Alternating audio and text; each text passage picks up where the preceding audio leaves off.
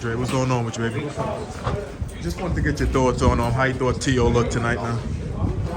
He didn't look great. He had some good moments, but Martin, he showed up and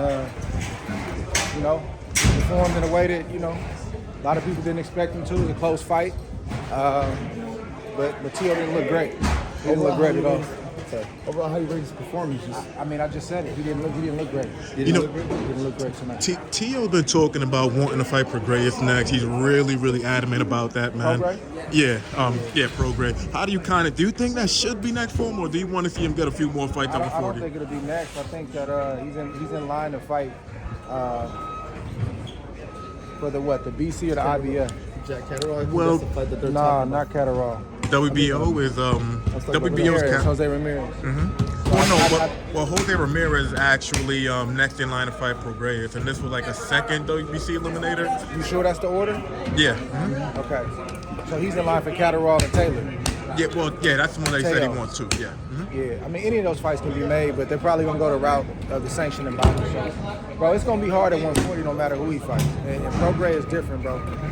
It's a reason that a lot of people don't say his name. It's a reason why he's overlooked. It's not because he's a bad fighter. He knows who he is. He's a dog.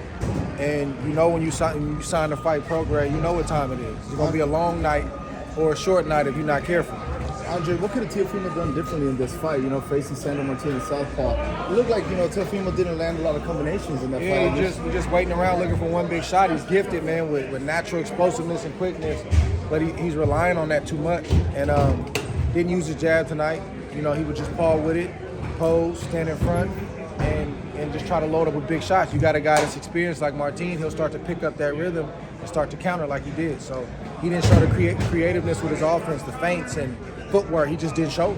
And some of that was Teo's fault, and some of that was what Martin did. So on the outside on the outside looking in, those 5 pounds, they probably don't really seem like a big difference, but for boxers like yourself, how big is it? Like, is it going to be way harder for Teo to score those knockouts, man?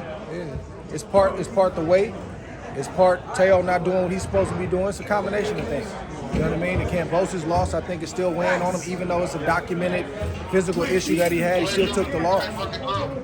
And the fallout from the media and the fan, all that stuff weighs on you, bro. People don't understand how much fighters and athletes have to go through just to stay focused and stay on point and not forget who they are. So, Teo's in the ring after the fight questioning, do I still have it? That same stuff is on his mind coming into this fight as well.